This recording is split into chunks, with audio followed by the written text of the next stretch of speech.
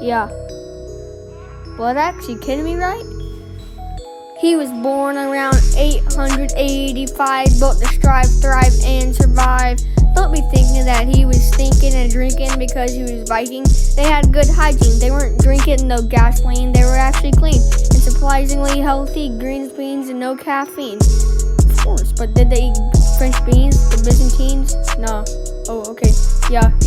Definitely no killer. Or actually, he was gradually killing all of his brothers, but not his mother. His friends said he was handsome. Hope that doesn't cause any ransom just because he was handsome.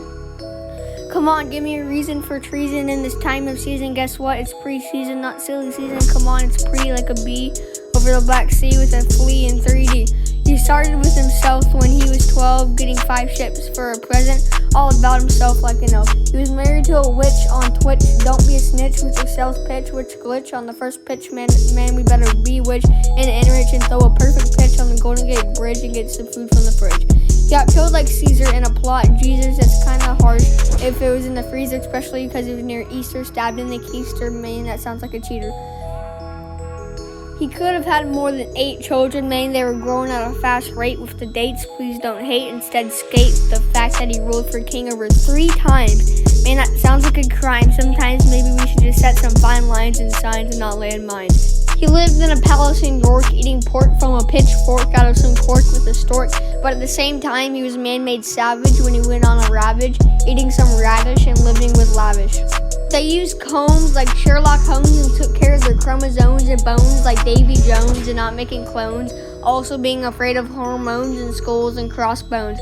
They were farmers and charmers making armor for Under Armour like a snake charmer, and they like skiing and peeing like a human being and agreeing in a lot of sightseeing. Hopefully they're not no supreme beings. If they are, they deserve a beating. That might cause some bleeding and people tweeting and cheating and skipping their prayer meetings until they converted the Christians in 1060. They played board games and took some names and made some claims and some blame. Not flames, please, while eating cheese. Geez, freeze, calm down, Jamal. Don't pull up the 9 like a mine. Make some shrines and dine.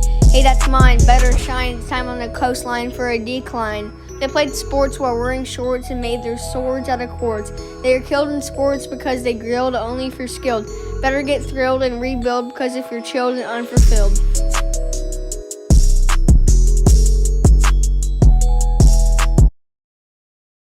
Thanks for listening to my rap presentation. I hope you guys like it and learn some new stuff about Eric Blood Axe and Viking culture in general. Here I am going to read my PEA. And yeah, just stick around. In my Middle Ages biography project, I discovered that Eric Blood Axe had an impact on world history by becoming the king of many places and setting a positive impact on their cultures. I'm going to present 15 pieces of evidence that will showcase his life. Did you know that he earned his nickname for gradually killing all of his 6 brothers with his axe? So the Viking hygiene was actually amazingly outstanding, including combing your hair. I talked about that in the rap. A way of cleaning teeth and baths. I forgot to talk about that. I didn't really have space for it. So, Eric died when he was betrayed by other Vikings, Olaf and Maccus, in a plot to kill Eric.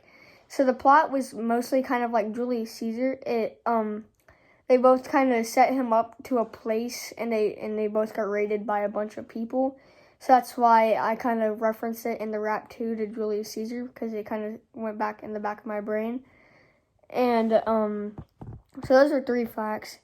And I learned a lot about Eric Blood Axe and its impact on history that I can apply to my own personal life. Eric was strong, kind, and loving. I could be mourned by Eric by being nice to my siblings in life and doing nice acts. I do not want to be gruff and bad-minded by not thinking bad things and being nicer to people. Eric Blood Axe was an important figure that we should study because he had a positive influence on history, and we deserve to know more about him. That was my PEA. Thank you guys so much for listening and sitting around on my project. I hope you guys liked it, and peace.